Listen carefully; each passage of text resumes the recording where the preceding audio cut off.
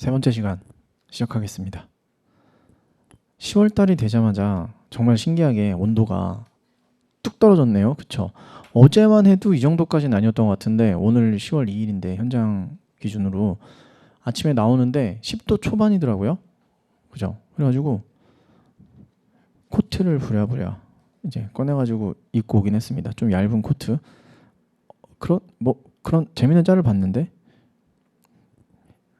반팔 지금이야 해가지고 좀 옷 입고 그다음에 롱패딩 하다가 4월에 지금이야 해가지고 잠깐 예쁜 옷 입고 그다음 또 반팔 거의 뭐 여름과 겨울밖에 없는 나라.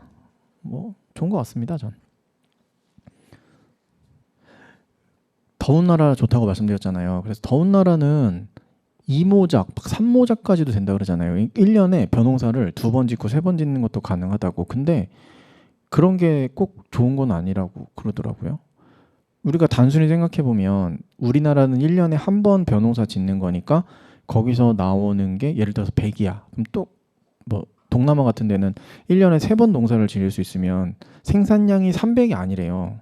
똑같은 이제 그 물리적인 공간에서 오히려 단위당 수확량은 우리나라가 더 높다는 얘기를 어디서 봐가지고. 왜냐면 그게 3번 한다고 해서 3번 다 수확량이 똑같이 나오지가 않나 봐요. 결국엔 땅의 지력 같은 게 딸려서 뭐 그런 거라고 그러던데. 어쨌든 그렇대요. 그래서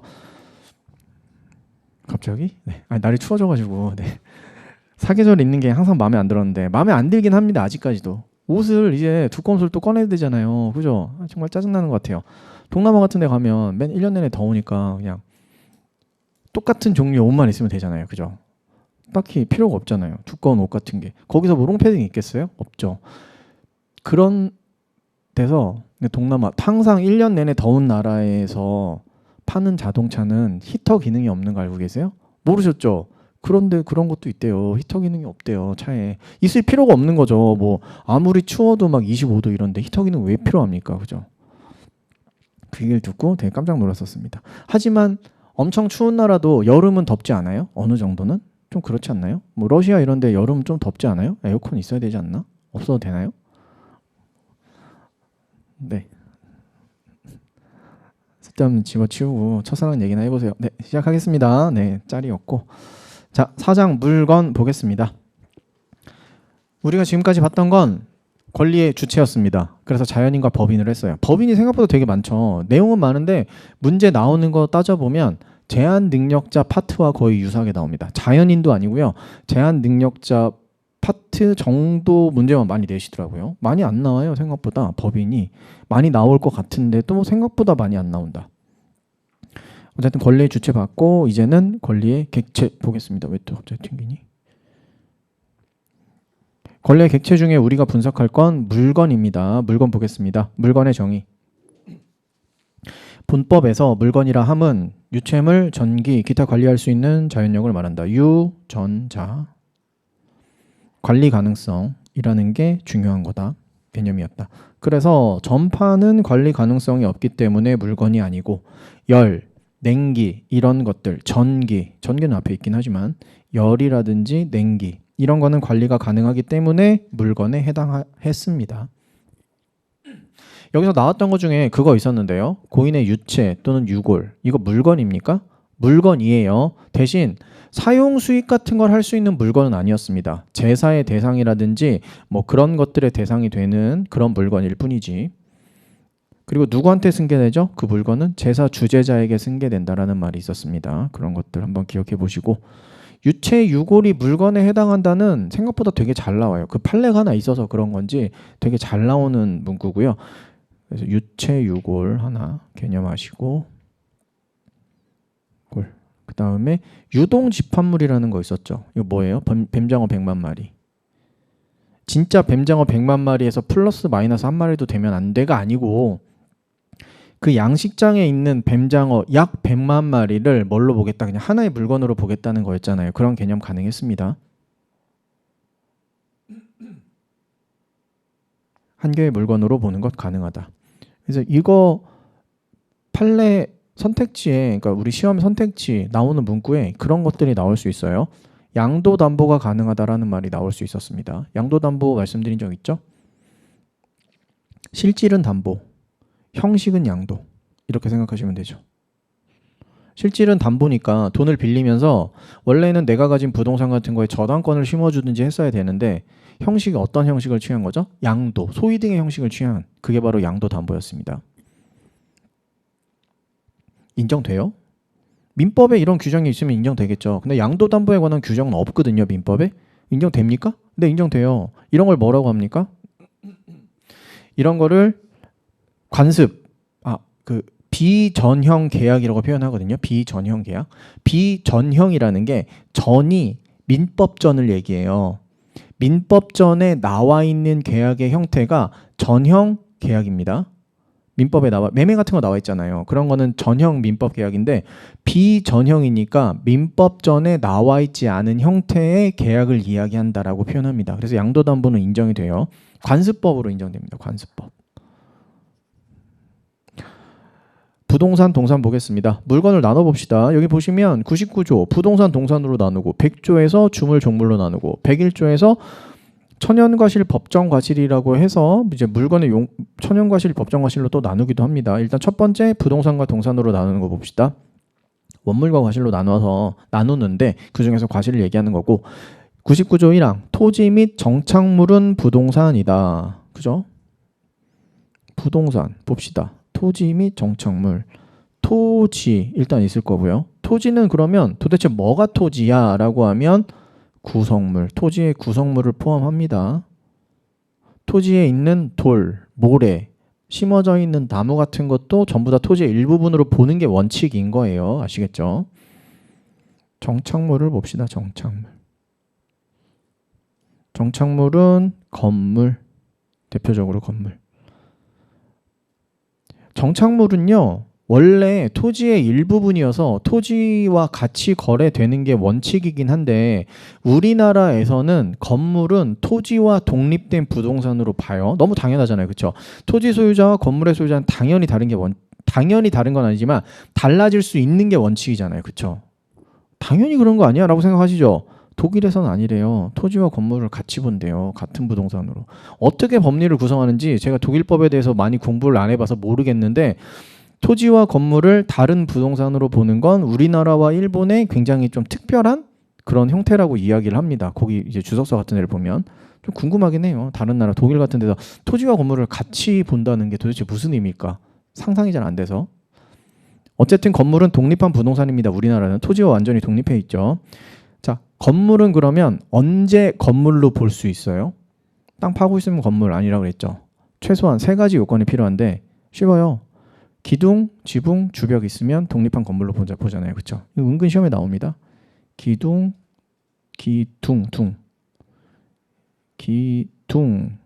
지붕, 주벽을 갖추면 독립한 건물로 그제서야 완성이 되는 겁니다. 그 전에 기둥, 지붕, 주벽이 완성되지 않았어. 근데 막 땅은 파고 있어요. 그때 건물이 완성이 안 된 거죠. 그럼 토지를 팔면 당연히 파고 있는 그 부분도 같이 팔린다라고 보면 되는 겁니다. 일단 그게 원칙이에요.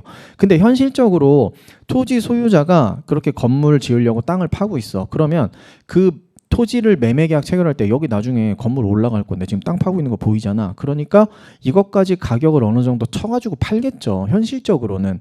근데 그런 거 아무것도 없이 원칙을 따져보자고요. 원칙을 따지는데 토지를 팔았어. 둘 사이에서 계약을 체결하면서 뭐 특약 같은 거 아무것도 안 쓰고 엑스토지를 팝니다. 그러면 땅 파고 있는 그것도 싹 다 넘어가게 되는 거예요. 아시겠죠?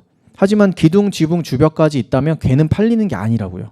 이해가 되시죠? 우리는 어쨌든 당사자 사이에서 그거에 대해서 뭔가 특약을 체결하지 않았을 때 원칙이 필요한 거니까 그거를 말씀드리고 있는 겁니다. 현실적으로는 다 그런 게 반영이 돼서 계약이 체결되겠죠. 그 다음 시험에 맨날 나오는 정착물 중에 수목의 집단이 있죠. 봅시다. 이거 내년에 시험 보러 가시면 무조건 나오는 수목 봅시다. 첫 번째는 뭘로 구분하죠? 저는 등기를 했는지 안 했는지에 따라서 임목 등기부에 등기했으면 등기한 사람 거죠. 그죠? 토지와 독립된 부동산이 되는 겁니다. 즉 토지 소유자와 다른 소유자가 임목을 소유하게 되는 거예요. 등기했으면. 등기를 안 했다고 해봅시다. 등기를 안 했으면 토지와 분리가 되었느냐, 분리가 되지 않았느냐에 따라서 차이가 납니다. 토지와 분리가 완전히 되었습니다. 그렇다면 얘는 동산이에요. 동산. 아시겠죠? 동산이니까 소유자는 누구 거예요? 그러면 누군가가 이거를 뭐 팔려고, 나무를 따로 팔려고 아마도 뽑아놨겠죠. 그러면 그 사람 거라고 생각하시면 됩니다. 아시겠죠? 어쨌든 여기서 중요한 건 토지와 독립되어 있는 동산에 해당한다라는 게 중요한 거예요. 만약에 토지 소유자가 뽑아놨어. 그럼 토지 소유자 거긴 하죠. 소유자는. 근데 어쨌든 토지와 분리되어 있다라는 겁니다. 가장 또 단적인 예를 하나 들어볼까요? X 토지 소유자가 나무 심어져 있는 거를, 원래 X 토지 소유자인 갑 거예요. 다 나무도 그렇고 토지도 그렇고 일단 다 뽑아놨어. 뽑아서 어디다가 팔려고 지금 이렇게 해놓은 상태예요. 뽑아놨어요. 토지 매매 계약만 체결한 겁니다. 이 뽑아놓은 나무에 대해서 특약이 1도 없었어요. 나무 같이 팔린 거예요? 아니라고요. 이때는. 아시겠죠? 근데 심어져 있어요. 특약 아무것도 없었어. 같이 팔린 거라고요. 아시겠죠? 그런 얘기입니다. 그런 얘기. 토지와 독립된 부동산인지 아니면 토지와 독립된 아예 동산인지 뭐 이런 거 말씀드린 거예요. 그다음 분리된 경우를 봅시다. 분리되지 않은 경우를 봅시다. 그럼 원칙은 뭐라고요? 방금 말씀드렸다시피 토지와 같이 거래되면 됩니다. 토지와 같이 거래. 등기도 안 해놨어. 분리도 안 해놨어. 그러면 토지 소유자 거 되는 거죠. 그런데 뭘 했죠? 명인 방법 해놨습니다. 명인 방법을 하는 이유가 이거 토지는 원래 갑 건데 나무는 제가 심어서 제 거거든요 라고 하고 싶은 거잖아요. 그러니까 이거면 토지와 분리해서 거래 가능.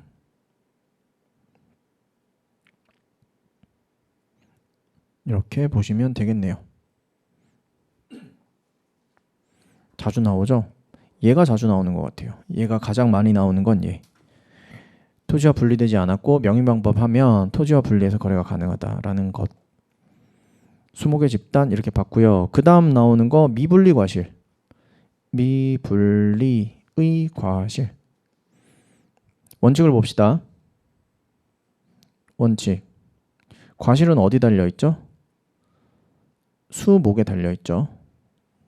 수목은 어디에 붙어있죠? 토지에 붙어있죠.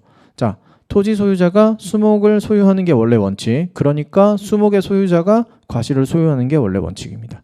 아시겠죠? 달려있으니까. 원칙은 이렇게 되고요. 토지의 소유자 것, 미분리 과실은 원칙. 하지만 예외적으로 뭐 했으면? 마찬가지로 명인 방법 했으면 내 거임, 을 거임이라고 울타리 쳐가지고 다 써놨으면 그러면 을게 되는 겁니다. 토지 소유자는 갑이라고 하더라도. 다음 농작물. 농작물은 언제나 누구 거예요? 경작자 것. 언제나 경작자 것이에요. 심지어 뭐 했다고 하더라도 팔았다고 하더라도 대외적으로 경작자 거예요. 여기서 팔았다는 개념은요.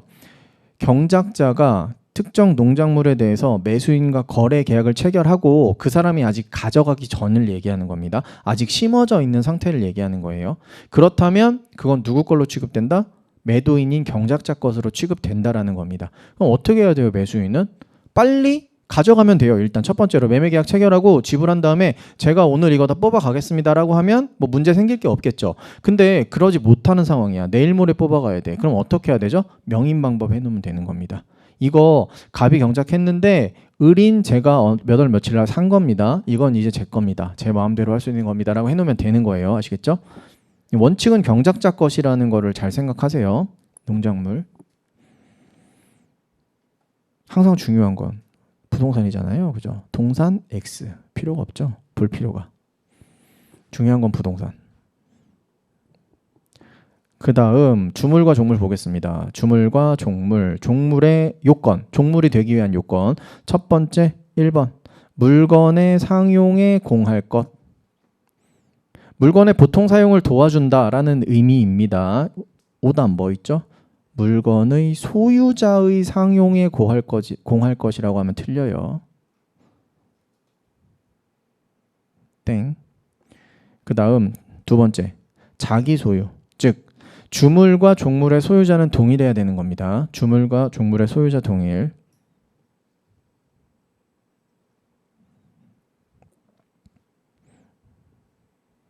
그 다음 세 번째 부속. 원래는 1번, 2번, 3번은 제 교재에는 1번, 2번, 3번으로 돼 있긴 할 거예요. 근데 어쨌든 세 가지 법조문만 가지고 보니까 시간 순서대로 가보고 있습니다. 부속했다는 건 뭘 얘기하는 거죠? 장소적으로 밀접하다는 걸 의미하는 겁니다. 장소적으로 밀접하고요. 그리고 독립된 물건이어야 된다는 거예요. 독립된 물건이어야 됩니다. 그래서 주물과 종물은요, 어쨌든 물건의 개수를 따로 하나하나 이렇게 세는 거예요. 하나, 두 개로. 아시겠죠? 이거에 비해서 부합이라는 거, 완전히 부합되어 있다는 거는 그냥 그 자체만으로 물건의 개수를 하나로 셀 수 없는 겁니다. 예를 들어서 부합물 뭐 있죠? 주유소에 밑에 박혀있는 유류 저장 탱크 같은 건 부합물이에요. 그러니까 주유소를 팔 때 그 부합물은 당연히 같이 팔리는 게 원칙인 겁니다. 하지만 주유기는 종물이기 때문에 그것도 뭔가 특약이 없으면 같이 팔리는 게 맞긴 한데 그 종물이 되기 위한 요건으로는 부합이 되면 안 되고 부속이 되어야 하는 정도이면 된다라는 거예요. 2항 종물은 주물의 처분에 따른다 라고 되어 있는데 얘는 별도로 처분도 가능하죠. 특약으로 별도로 처분 가능. 이것도 중요하고 종물은 주물의 처분에 따른다. 이게 어디에 유추 적용되죠? 권리 상호간에도 유추 적용됩니다. 권리 상호간에 유추 적용된다는 게 뭔 얘기지? 종된 권리는 주된 권리가 처분되면 그거에 따라서 종된 권리도 따라간다라고 생각하시면 되죠. 뭐 있었습니까? 내가 어떤 X 건물을 경매에서 낙찰을 받았어요. 그러면 뭣도 같이 따라온다? 그 X 건물이 위치하고 있는 특정 토지의 임차권도 같이 획득하게 된다. 이거 기억나시죠? 주된 권리는 X 건물의 소유권, 종된 권리는 X 건물이 서 있는 토지를 임차한 권리, 가치도 같이 경매에서 낙찰받게 된다라고 생각하시면 되는 거였습니다. 권리 상호간 유추 적용이라는 개념 있었고요. 얘 엄청 잘 나오는 거 아닙니까? 종물은 주물의 처분에 따라서 따르는 거여서 주물이 처분이 되면 종물도 당연히 팔리는 거예요. 둘 사이에서 뭐가 없으면, 특약이 없으면. 횟집 팔면 그 앞에 있는 수족관 당연히 같이 팔리는 거고, 배 팔면 옆에 놓여있는 노 같이 팔리게 되는 거고, 이게 원칙인데 둘 사이의 특약으로 제외할 수 있다가 되게 잘 나온다고요. 그쵸? 종물만 따로 처분하는 것도 가능하다.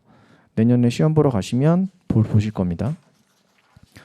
그 다음 101조 천연과실과 법정과실 보겠습니다. 천연과실과 법정과실.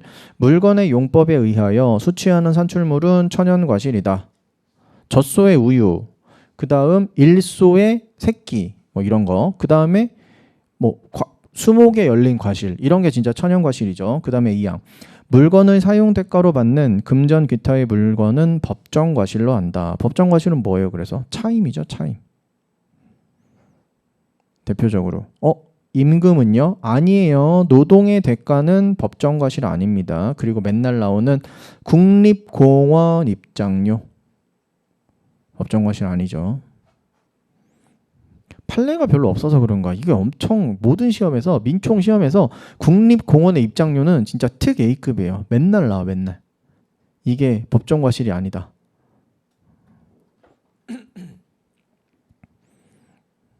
그 다음 102조 보겠습니다. 과실의 취득. 천연과실은 원물로부터 분리하는 때에 이를 수취할 권리자에게 속한다라고 해서 천, 원, 분리로 이거 좀 외워주셔라라고 말씀드렸죠. 어떻게 나온다고요? 천연과실에다가 법정과실의 정의 쓰고요. 법정과실에다가 천연과실의 정의 써가지고 틀리게 만들거든요. 그러니까 생각할 필요도 없어. 막 그런 거 비슷한 천연과실, 법정과실에 대한 정의가 나온다 싶으면 천원 분리 하나 외워놓으면 그냥 다 OX가 다 가능하니까 이것만 가지고 가세요. 여기 수취할 권리자. 요게 좀 핫이슈긴 한데 우리 시험에서 공부해서 드리는 시간에 비해서 내용은 어려운데 실제로 자주 나오는 쟁점은 아니고 좀 올드한 쟁점이기도 하고, 근데 아예 안 나오는 건 아니야. 제가 생각할 때는 버리고 가는 게 참 좋겠는데 그래도 간단하게 설명드려 보겠습니다. 천연과실이 원물로부터 분리된대요. 사과나무에 사과가 열렸는데 그게 딱 떨어지면 그때 수취할 권리자가 그 소유권을 취득하게 된다는 거거든요. 수취할 권리자 그럼 단순히 생각하면 소유권자잖아요. 누구 소유권자라고 하면 돼요?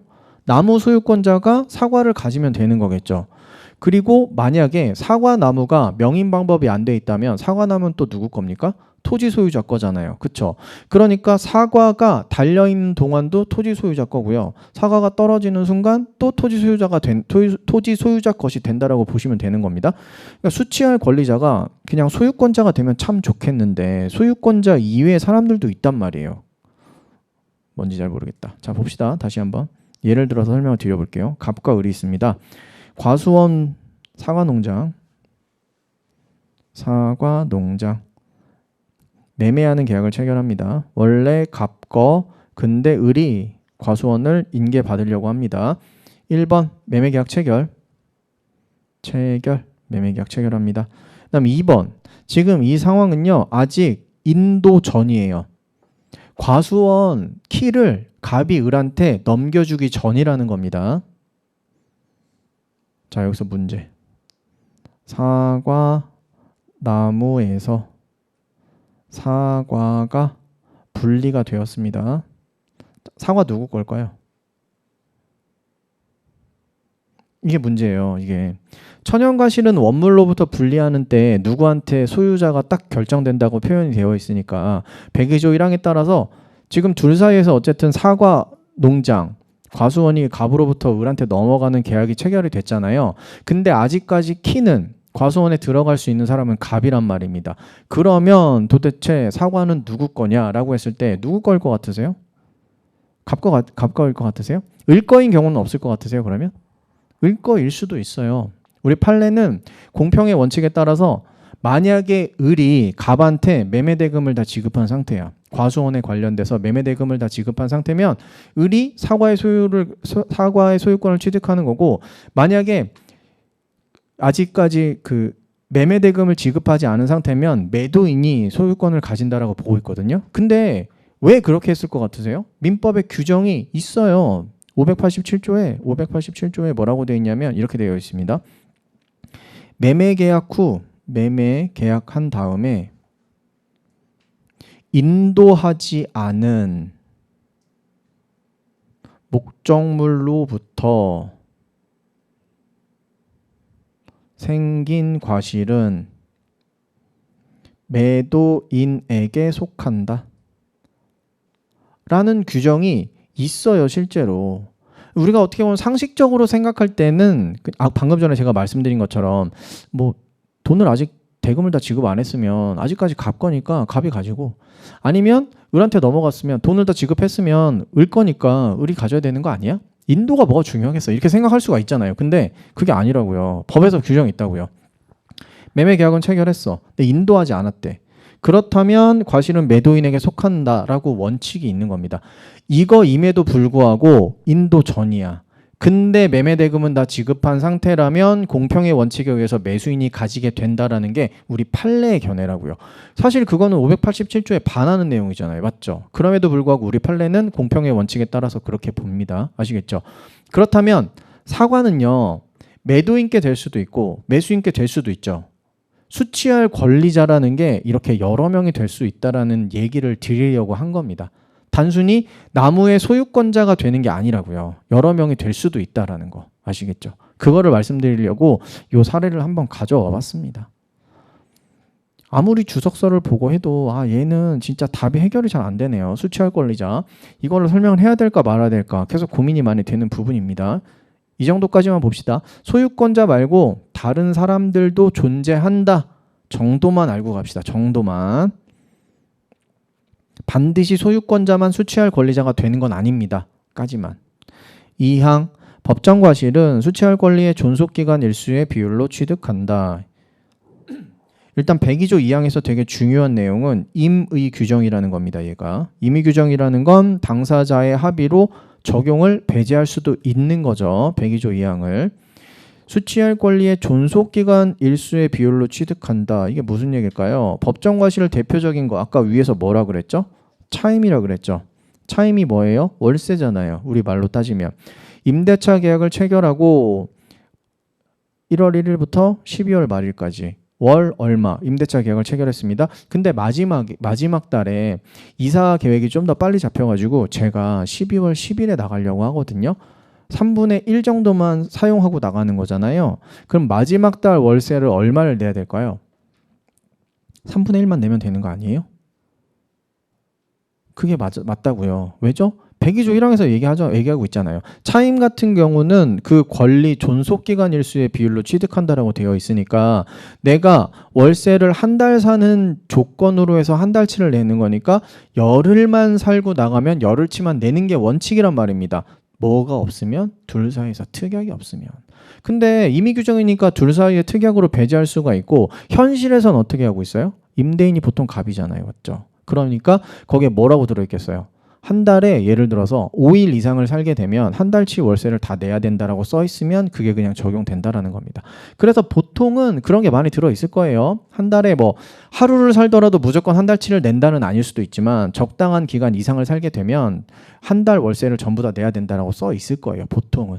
다 102조 2항을 배제하는 특약을 넣어둔 거죠. 그리고 그건 가능한 겁니다. 아시겠죠? 물건 끝났습니다. 별거 없죠? 이제 법률행위 가보려고 합니다. 여기가 딱 세 쪽이에요. 103, 104, 105, 106, 107, 108, 109, 110 해가지고 111, 112, 113까지 해서 딱 세 페이지잖아요. 근데 이게 우리 수업 시간에 상당 부분을 차지했던 바로 그 반사회적 법률행위, 불공정한 법률행위 그리고 비통 착사가 나오는 부분이에요. 근데 법조문, 조문특강에서는 생각보다 빨리 끝납니다. 왜냐하면 판례 설명을 안 하니까. 판례 설명 안 하고 법리, 뭐 증명책임 같은 거 관련해서 핵심적인 내용만 이야기할 거라서 생각보다는 빨리 끝날 거다. 보겠습니다. 법률행위죠. 법률행위. 법률행위 어려우면 그냥 뭐라고 생각하면 된다고요? 계약, 둘 사이에서 매도인과 매수인 사이에서 계약 체결한 거다라고 생각하면 되잖아요. 계약 중에서도 가장 기본적인 계약은 매매니까 그냥 매매로 생각하시면 제일 편합니다. 매매 말고 다른 계약도 있어? 많죠. 증여도 있고. 그죠? 우리가 대표적으로 봤던 거. 제가 종종 말씀드리는 최근에 들어간 여행 계약이라는 것도 있고 임대차도 있고 사용대차도 있고 되게 많아요. 그게 채권법에서 하나하나 다 계약의 범위가 들어있는 겁니다. 어쨌든 가장 쉬운 건 매매 계약이니까 좀 어려우면 법률행위, 매매 계약 이렇게 생각하시면 되는 겁니다. 법률행위 개념을 한번 더 쪼개봅시다. 법률행위가 언제 성립하죠? 뭐가 있어야 됩니까? 일단 당사자가 있어야 되겠죠. 그리고 법률행위의 목적, 내용이 있어야 되고요. 마지막으로 그 법률행위의 구성 요소인 의사표시가 있어야지만 성립을 하게 되는 겁니다. 그러면 성립만 하면 언제나 유효하냐는 아니었어요. 그렇죠? 그래서 성립 요건과 뭐가 따로 있죠? 효력 요건이 따로 있습니다.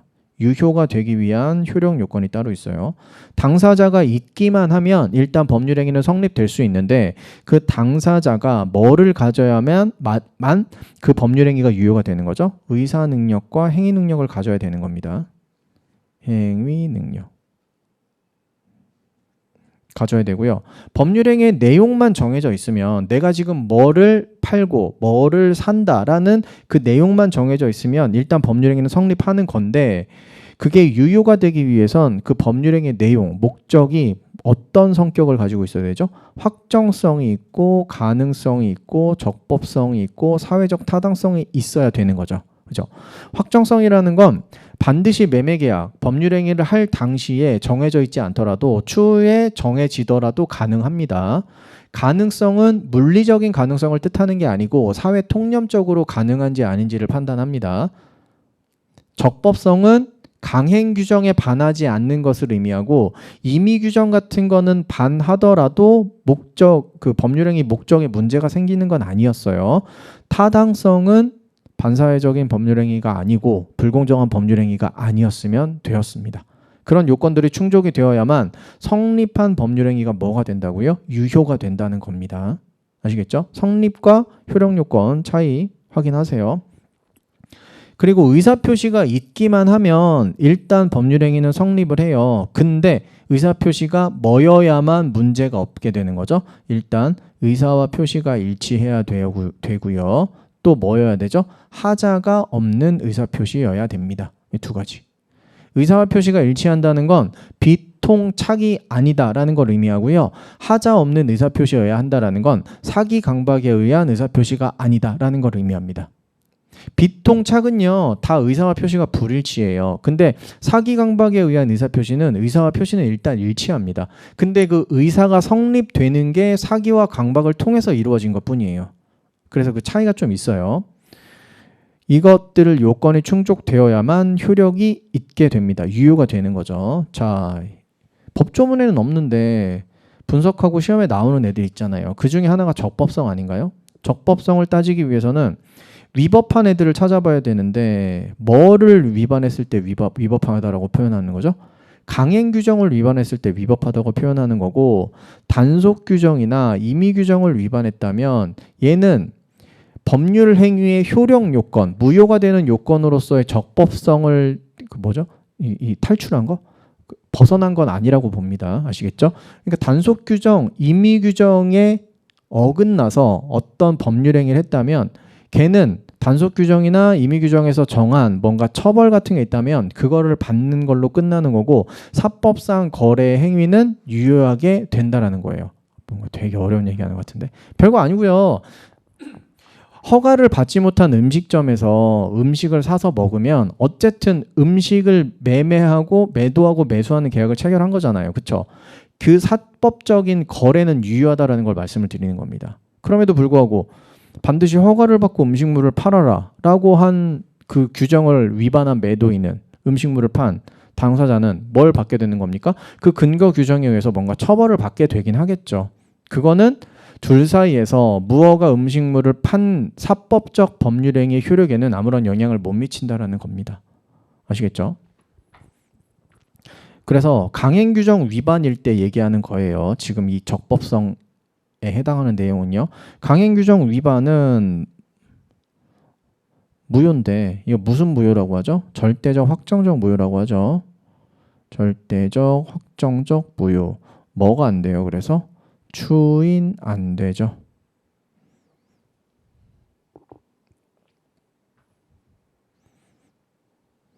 그 다음 타당성 봐야 됩니다. 사회적 타당성을 보려면 어디로 가야 되는 거죠? 여기로 와야 되는 거죠. 103조와 104조를 봐야 되는 거죠. 이렇게 두 가지를 봐야 되는 겁니다.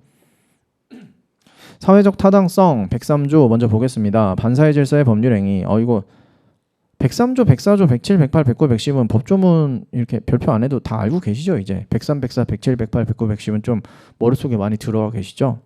그죠? 반사회 질서 법률행위, 선량한 풍속, 기타 사회 질서에 위반한 사항을 내용으로 하는 법률행위는 무효로 한다. 일단 첫 번째 선풍기 위반, 두 번째 내용으로 해야 된다라는 거, 그리고 결론은 무효다. 선풍기에 위반한 사항을 내용으로 한다. 내용의 불법이 필요한 겁니다. 원래는요. 내용의 불법이 도대체 뭔데? 매매계약을 체결합니다. 그 매매계약의 가장 중요한 대상이 뭐예요? 장기죠. 장기 매매계약 체결하면 무효인 거예요. 내용이 불법이잖아요. 내용의 불법이라고 표현하고 내용이 선풍기 위반이라고요. 아시겠죠? 그러면 무효야. 근데 그런 행위가 현실에서 많이 없으니까 우리가 분석하는 것들은 전부 다 뭘 분석하는 거죠? 동기의 불법을 분석하는 거잖아요. 그렇죠? 내용의 불법은 많이 없으니까. 동기의 불법. 내가 어떤 행위를 하는 건 그냥 사법상으로 허용되는 법률 관계예요. 내가 어디 가서 칼을 산다고요. 그거를 선풍기 위반으로 무효로 할 이유가 있습니까? 없습니까? 없잖아요. 표면적으로 나온 거는. 근데 그게 뭐였죠? 알고 보니까 살인을 위해서, 살인하기 위해서 칼을 사는 거였어요. 동기의 불법이 들어가 있는 거죠. 그렇다면 그 거래는 무효가 될 수도 있는 겁니다. 언제요? 그 동기가 표시되거나 상대방에게 알려진 때. 플랜카드 걸고 다니는 거죠. 저는 지금 사람을 살인하기 위해서 칼을 사려고 합니다. 라고 들어가서 칼 팔아주세요. 라고 하면 팔면 안 된다는 거예요. 아시겠죠? 왜? 팔아도 무효니까. 동기의 불법. 상대방에게 표시되거나 알려졌을 때. 동기. 그래서 동기. 동기의 불법이 인정되려면 표시되거나 알려져야 됩니다. 우리가 분석하는 건 다 동기의 불법만 분석하는 거죠. 그리고 103조와 강행규정 위반을 제가 벤 다이어그램을 이렇게 그려서 설명을 드리죠. 이렇게 두 가지 그려서 하나는 강행규정 위반, 하나는 103조 위반이 됩니다. 이게 강행 규정 위반인 법률 관계들을 얘기하는 거고 이게 103조 위반 법률 관계들을 이야기하는 겁니다. 그러면 103조 위반인 경우에만 뭐가 해당하는 겁니까? 746조 불법 원인 급여가 해당되게 되는 거죠. 불법 원인 급여는 뭡니까? 103조 위반을 해서 뭔가 넘어갔어. 즉 급부가 이루어지고 반대급부가 예를 들어서 오고 뭐 이런 일이 생겼어요. 그러면 나중에 무효면은 뭐예요? 그 행위는 무효였잖아요. 무효라는 거는 그 행위 자체가 없는 거니까 내가 저쪽으로 돈을 넘겨준 거에 아무런 근거가 없죠. 그럼 나는 부당이득 반환 청구할 수 있는 거죠. 왜 내 돈이 거기가 있지? 너랑 나랑 계약했잖아. 그 계약은 103조에서 무효니까 아무런 근거가 없이 돈이 넘어갔으니까 달라고 할 수 있는 게 부당이득의 법리죠. 그렇게 받을 수 있게 합니까? 못합니까? 안 해주잖아요. 뭘로 막죠? 746조로 막는 거죠. 불법 원인 급여라는 게. 이런 거는 공익을 위해서 막는다고 생각하시면 되죠. 도박을 위해서 돈을 빌려줬다고 하더라도 나중에 받을 수 있게 허용하면 공익에 반하니까 빌려준 사람이 손해를 보게 만들겠다가 746조가 규정하고 있는 내용 아닙니까? 그러니까 그렇게 불법을 원인으로 해서는 아예 빌려주지도 말아라를 천명하고 있다고 보시면 되는 거죠. 그게 바로 746조의 내용인 겁니다. 그래서 103조 위반일 때만 746조고 강행규정 위반인 경우에는 반드시 746조 위반 불법 원인 급여가 안 될 수도 있다라는 게 중요한 겁니다. 왜 안 될 수도 있다라고 말씀드렸냐면 여기 두 가지가 다 포함되는 영역이 있잖아요. 103조 위반이면서 강행규정 위반인 장기 매매 금지 같은 게 이런 거라고 생각하시면 되겠죠.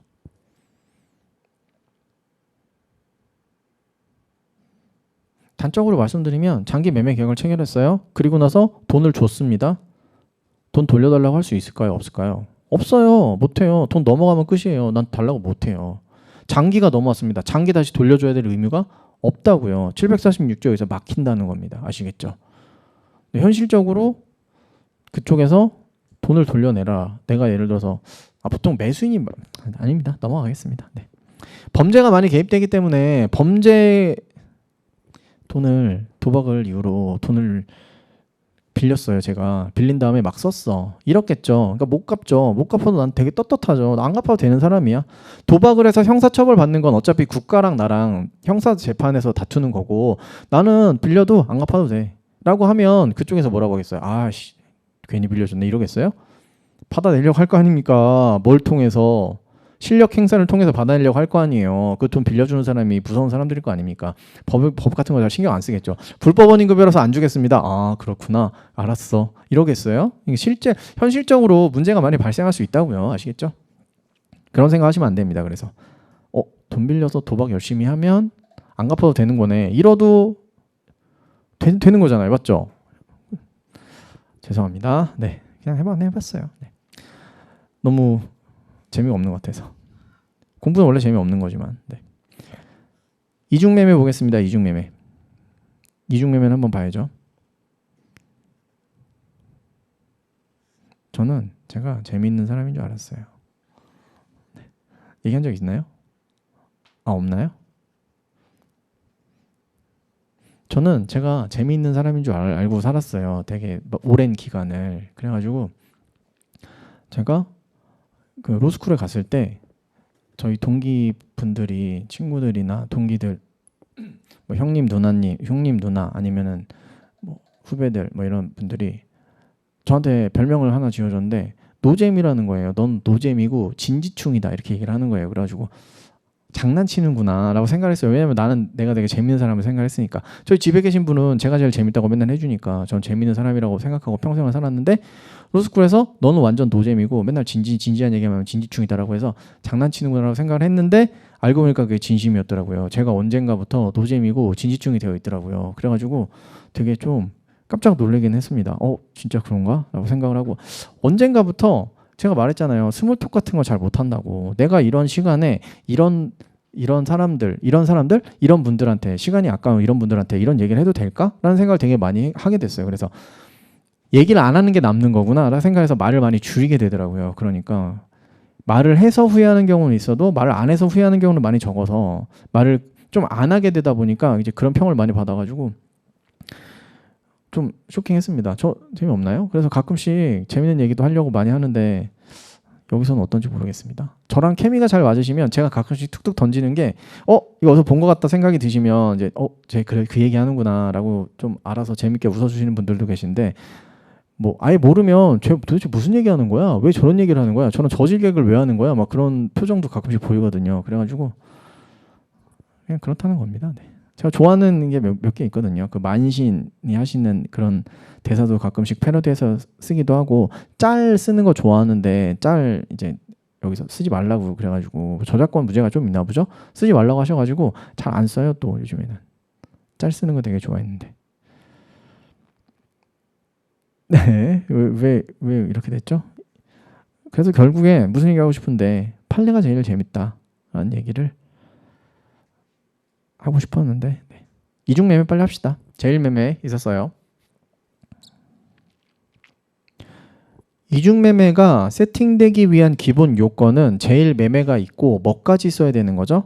이행의 착수까지 돼야 된다는 거 아시죠? 이제 계약금만 준 상태에서는 이중매매의 법리가 성립하지 않습니다. 뭐가 가능하기 때문에 갑은 적법하게 을한테 받았던 계약금의 배액을 상환하고 제일매매를 완벽하게 해제할 수 있는 상황이기 때문에 그때는 이중매매 법리가 성립하는 게 아니에요. 이행의 착수까지 들어간 상태에서 뭐라는 겁니까? 제2매매를 하고 얘한테 등기까지 맞춰주는 경우를 얘기하죠.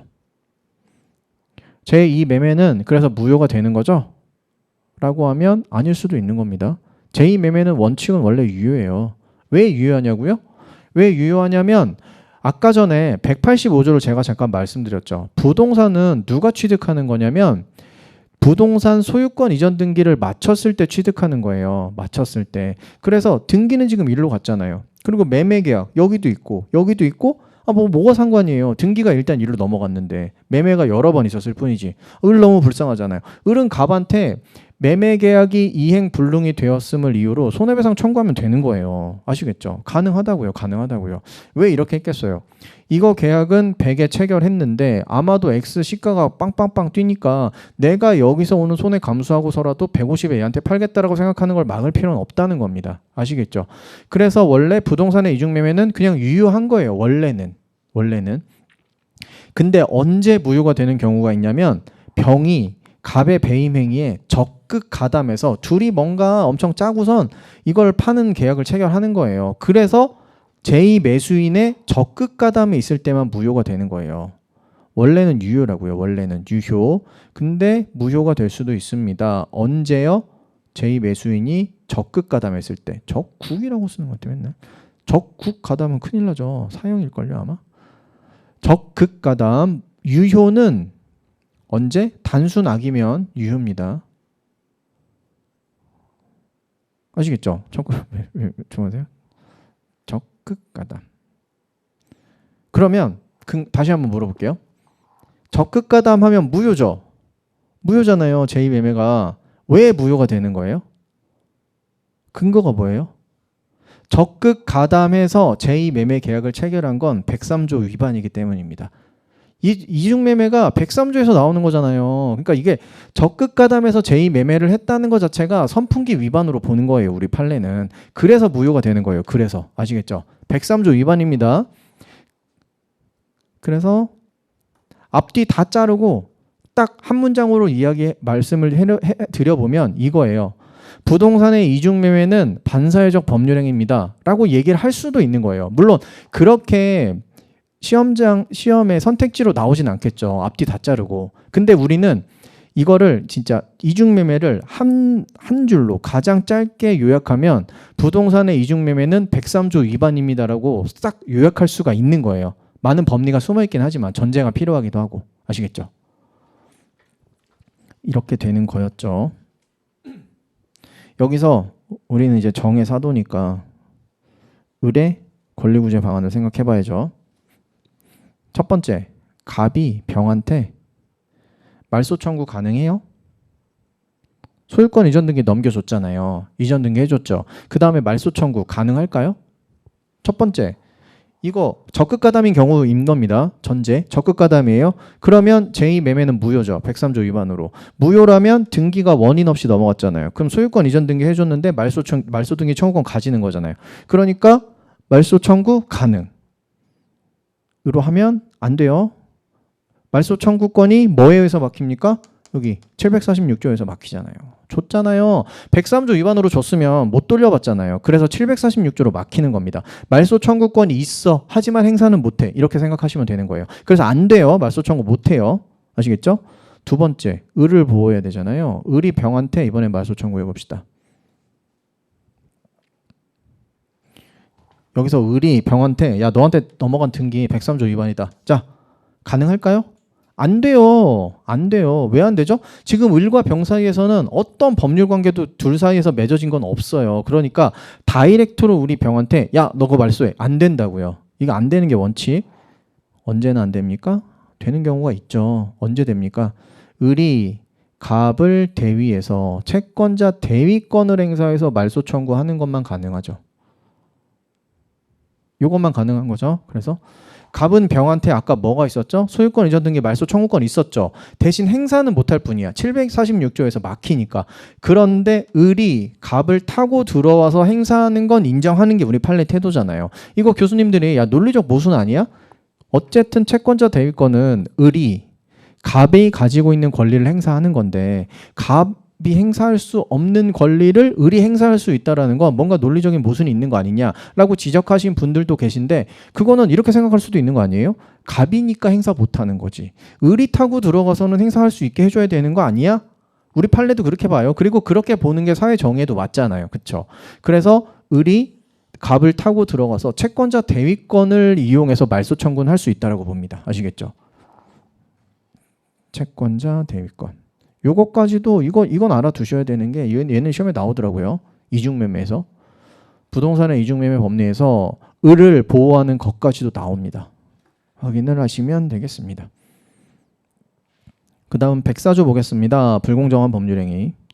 일단 첫 번째 104조 불공정한 법률행위는 103조의 한 내용으로 보죠. 구체적인 예라고 봅니다. 103조 위반인 애들이 여기 벤 다이어그램 안에 들어있다면 그 중에 일부분이 104조 위반이다 라고 보는 거죠. 첫 번째, 현저하게 공정을 이뤄야 된다. 현저한 불공정이 있어야 됩니다. 이게 객관적 요건이에요. 두 번째, 당사자가 어때야 된다? 궁박, 경솔, 무경험이라는 사정이 있어야 됩니다. 이게 주관적 요건입니다. 객관적 요건과 주관적 요건만 있으면 되는 게 아니고 플러스 알파로 상대방이 당사자의 궁경무를 알고 이용하려는 의사까지 있어야 됩니다. 이랬을 때 불공정한 법률행위, 그 법률행위는 불공정하게 되어서 무효가 되는 거죠. 첫 번째, 객관적 요건이 있으면 주관적 요건도 있다고 추정이 될까요? 라는 거. 안 됩니다. 그래서 법률행위의 무효를 주장하는 자, 내가 원래 시가 100짜리 토지를 갖고 있는데 지금 아버지가 입원을 하셔가지고 위독한 상태에 있어가지고 정신이 없는 상태야. 근데 현금은 긴급하게 필요해. 내가 가지고 있는 X 토지를 1에 산다고 계약을 막 요구하는 거예요. 그래서 일단 팔았지. 나중에 생각해보니까 시가의 100분의 1을 팔았네. 아, 너무 심한 거 아니야? 나 그때 정신도 없었잖아. 라는 걸 이유로 무효를 주장할 수 있다 없다? 있다가 바로 이 내용인 거죠. 뭐가 주장하기 좀 어렵겠어요? 현저하게 공정을 잃었다는 건 시가가 있고 내가 판 가격이 나올 테니까 내가 그걸 주장하면 되는 겁니다. 법원이 인정하고 안 하고는 법원의 생각이겠죠. 법원의 판단이겠죠. 시가에서 100분의 1이야. 아니야. 그 정도도 가능하지라고 하면 현저한 불균형 인정이 안 될 거고 100분의 1은 너무 심했지라고 하면 객관적 요건은 인정이 될 겁니다.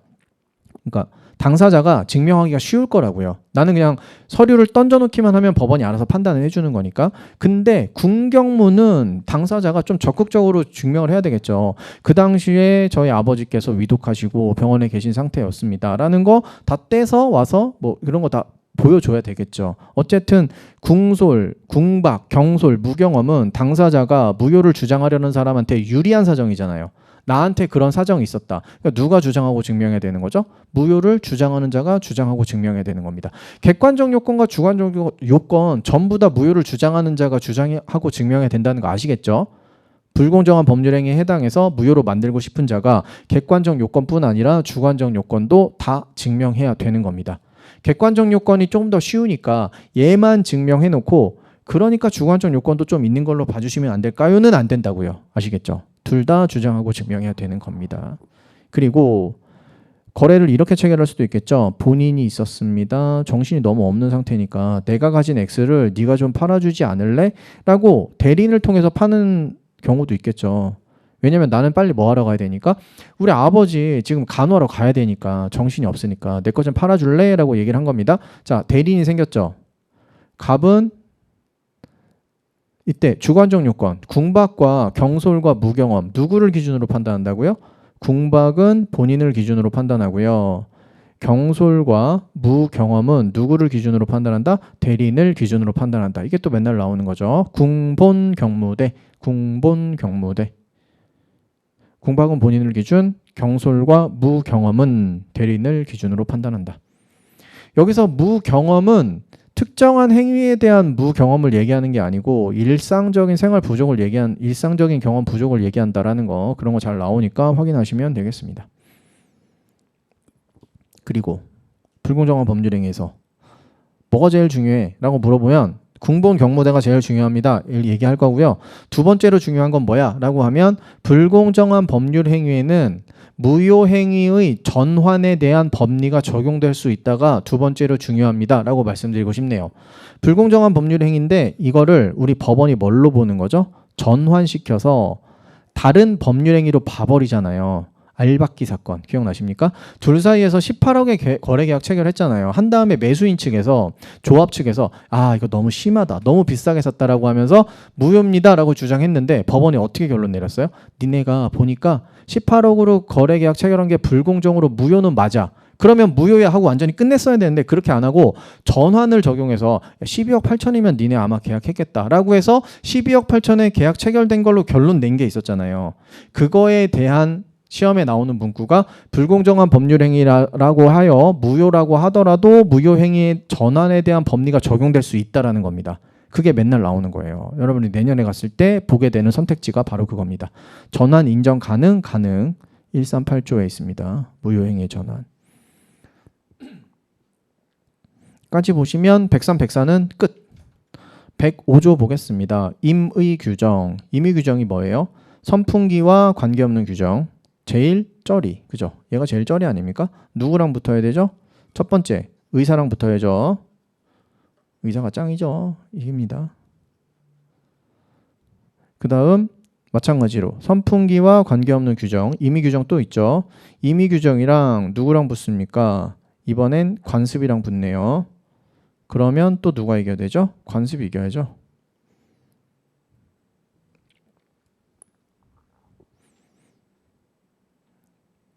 까지 보셨고,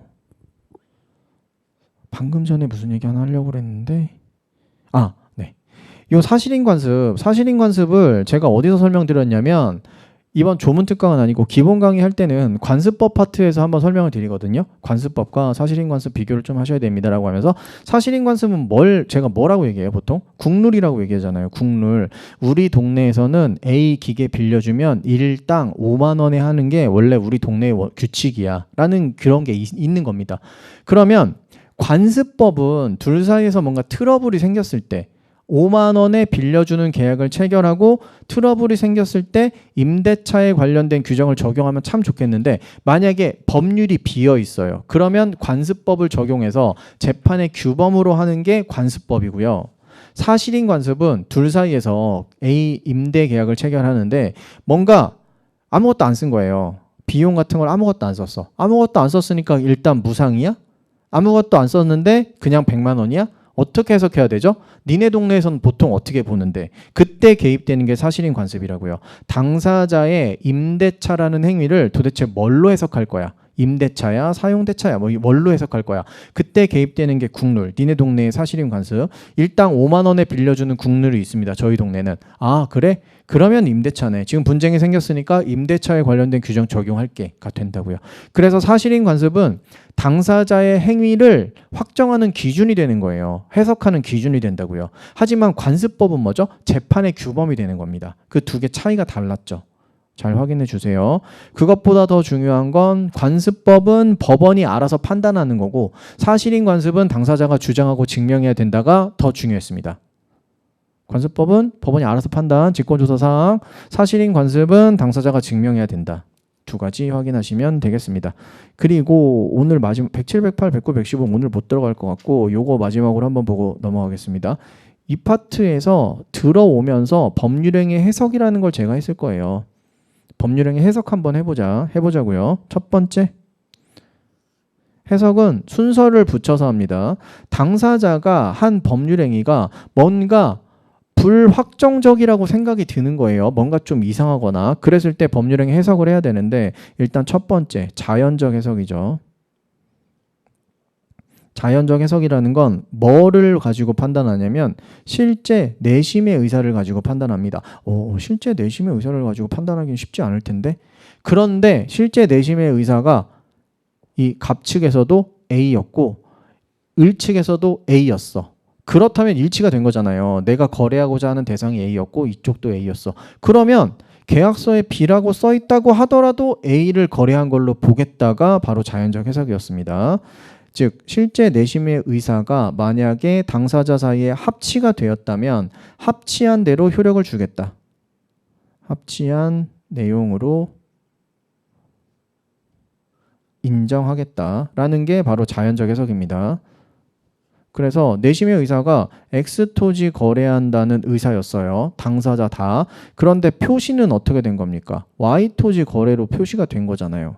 그럼에도 불구하고 실제 내심의 의사가 X토지를 거래하는 거였고 둘 사이에서 의사가 합치되었다면 이건 뭘로 보겠다? X토지 거래로 보겠다. 이게 바로 자연적 해석이었습니다. 오표시 무해의 원칙이라는 말도 살짝 나온 적이 있었던 것 같아요. 표시가 잘못되었다고 해서 당사자 의사가 합치되면 그 오표시가 당사자들한테 해를 미치면 안 된다는 원칙이었고요. 자, 자연적 해석이 어그러졌습니다. 그럼 뭘 봐야죠? 규범적 해석으로 넘어갑니다. 규범적 해석. 규범적 해석은 뭐를 기준으로 하는 거예요? 상대방을 기준으로 합니다. 상대방을 기준으로 해서. 상대방? 상대방은 도대체 우리는 항상 당사자가 두 명이잖아요. 그럼 도대체 얘가 상대방이야? 얘가 상대방이야? 의사표시자의 상대방이라고 하거든요. 표의자, 의사표시자의 상대방을 기준으로 하거든요. 근데 또 보면 매도인도 매도의 의사표시를 할 거고 매수인도 매수의 의사표시를 할 거잖아요. 매도인의 의사표시를 중심으로 보면 매수인이 상대방이고 매수인의 의사표시를 중심으로 보면 매도인이 상대방이란 말이에요. 도대체 누가 상대방이야? 다시 한번 마지막 단계로 가보면 뭔가 문제 있는 의사표시를 한 사람이 있을 거예요. 뭔가. 그러면 그 사람이 의사표시자고 다른 쪽이 상대방이 되면 되는 겁니다. 예를 들어서 보겠습니다. 갑이 병이랑 거래를 체결해요. 갑이 병과 거래를 체결하는데 병과 갑이 아마 갑이 자기 명의로 병은 자기 명의로 그냥 거래 계약을 체결하면 아무 문제가 없을 거예요.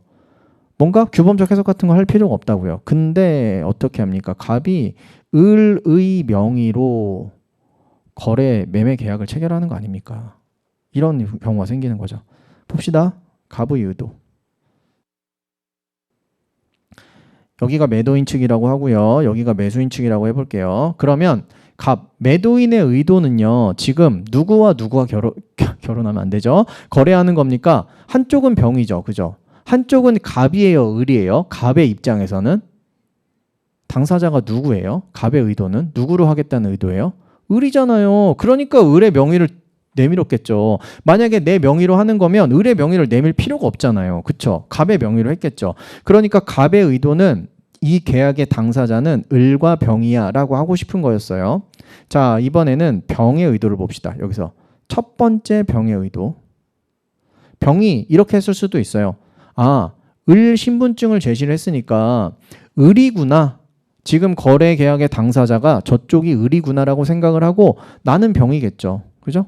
이렇게 생각을 했으면 만약에 갑의 의도와 을의 의도 1번이었다면 이건 자연적 해석에서 끝나는 거예요. 그렇죠? 둘 사이에서 둘 다 을과 병을 당사자로 하기로 한 의사가 합치가 됐으니까 을과 병 사이에서 거래 계약이 체결되고 끝나는 겁니다. 자연적 해석으로. 근데 여기서 사소한 문제가 하나 생길 수 있죠. 을이 만약에 허무인이야. 내가 신분증 위조해서 만든 사람이라고요. 그럼에도 불구하고 갑의 의도는 을과 병을 당사자로 하는 거고 병의 의도도 을과 병을 당사자로 하는 거면 을과 병 사이에서 매매계약이 체결되어야 하는 거고 근데 을이 허무인이라면 한쪽이 없는 사람이니까 그 성립한 계약은 무효가 되고 끝나면 되는 거였습니다. 기억나시죠? 자, 이번엔 병의 의도가 이렇다고 해볼게요. 2번 병의 의도. 이번엔 병의 의도가 을이 아니고 갑이야 라고 생각을 했다고 해봅시다. 이건 무슨 얘기냐면 을이라는 신분증을 제시했음에도 불구하고 저 사람이랑 나는 거래 계약을 하는구나 라고 생각을 한 거예요. 병은 신분증에서 을이야 라고 라는 거라기보다는 을이라고 이야기를 하는 키가 175에 얼굴은 저렇게 생긴 바로 저 사람이랑 나는 계약을 하는구나 라고 생각을 했다고요. 어디서 이렇게 계약을 하죠? 보통 임대차 할 때는 그 사람을 훨씬 더 중요하게 봐서 그런 판례가 있었습니다. 어쨌든 병이 이렇게 생각을 했어요. 그러면 지금 뭐랑 뭐가 충돌이 돼요? 갑의 의도는 을과 병이 거래계약 체결하겠다는 거고 병의 의도는 갑과 병이 거래계약을 체결하겠다는 거죠. 상대방의 의도를 우선시 봐야 되죠. 상대방 누구예요? 병이잖아요. 여기서 얘가 표시자고 얘가 상대방이죠. 그러니까 얘를 우선적으로 봐서 갑과 병 사이에서 거래계약이 체결되었다고 봐야 된다는 게 바로 규범적 해석입니다. 자연적 해석은 물 건너갔잖아요. 이쪽은 을과 병이라고 하고 이쪽은 갑과 병이라고 하니까. 그러니까 이거 둘 사이에서 불일치가 생겼을 때는 규범적 해석에 따라서 의사 표시자의 상대방의 의사를 중요하게 생각해서 기준으로 당사자를 확정하면 되는 겁니다. 이게 규범적 해석인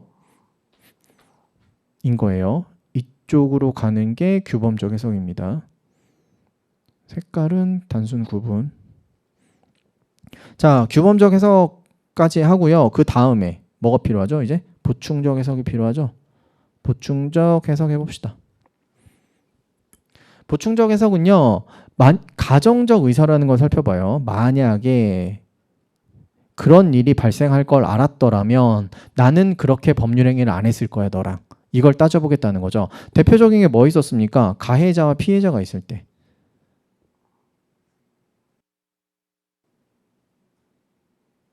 뭐라는 겁니까? 합의를 했죠. 일정 금액을 피해자가 지급받고 더 이상의 손해배상 청구 같은 건 하지 않기로 합의를 했습니다. 그랬는데 두 번째. 피해자한테 뭐가 발생한 거죠? 추가 손해가 발생했잖아요. 그러니까 피해자가 뭐 하는 겁니까? 가해자에 대해서 이 추가 손해를 청구하는 거죠. 추가 손해 청구. 이게 가능해요? 라고 하면 일단 첫 번째. 합의했잖아요. 너랑 나랑 합의한 것에 반하는 청구니까 안 되는 게 원칙이겠죠. 원래는. 그래서 법률행위 해석을 해보면 이 추가 손해 청구라는 거가 과연 타당한지 타당하지 않은지 적법한지 위법한지를 봐야 되는데 합의에 따른다면 이거는 적법하지 않은 청구가 맞아요. 그런데 이걸 어떻게 해석을 하죠? 보충적 해석을 통해서 내가 한 이 합의가 만약에 추가 손해가 이 정도로 발생할 것을 알았더라면 나는 이 금액으로 합의를 안 했을 거야 라는 가정적 의사가 인정이 된다면 이후에 추가 손해 청구하는 것도 가능하게 보겠다라는 이야기인 거죠. 아시겠죠? 합의에 절대적 효력을 주면 얘는 무조건 안 되는 거잖아요. 그렇죠? 근데 이 합의를 할 때 가정적 의사가 반영이 안 되어 있었다고 생각을 하는 거니까 가정적 의사가 만약에 인정이 되었다면 추가 손해 발생하겠다는 그렇다면 그걸로 합의 안 했을 거야. 그게 인정이 된다면 발생한 추가 손해 청구가 가능하게 하겠다라는 게 바로 보충적 해석의 영역이 되는 겁니다. 아시겠죠? 이것도 한 문제 나와요. 자연적 해석, 규범적 해석, 보충적 해석해서 한 문제 나옵니다. 그리고 나오는 게 비중이 거의 비슷해요. 뭐 특별히 자연적 해석만 많이 나오고 얘는 좀 적게 나오는 그런 게 아니고 다 비슷하게 나옵니다. 나오는 건 딱 이걸로만 나올 거예요. 보충적 해석에서는 가정적 의사라는 개념 알고 있으면 맞출 수 있게 나올 거고 자연적 해석은 좀 쉽죠. X토지, Y토지 하면서 당사자에서 뭐 갑토지를 대상으로 삼았는데 실제 의사는 둘 다 을토지를 대상으로 하는 것에 의사가 합치되었다. 그렇다면 이 사안에서 갑토지에 대해서 계약이 성립한 것이다. 땡. 뭐 이런 식으로 좀 쉽게 나오고 규범적 해석도 이런 문구들이 나올 겁니다. 의사표시자의 상대방을 표준으로 해서 기준으로 해서 법률행위를 해석하는 방법을 규범적 해석이라고 한다. 이런 식으로 나오게 되는 겁니다. 아시겠죠? 그래서 법률행위 해석까지 봤습니다. 107, 108, 109, 110은 다음 시간부터 해야 될 것 같네요. 그래서 지금 보면 184조죠.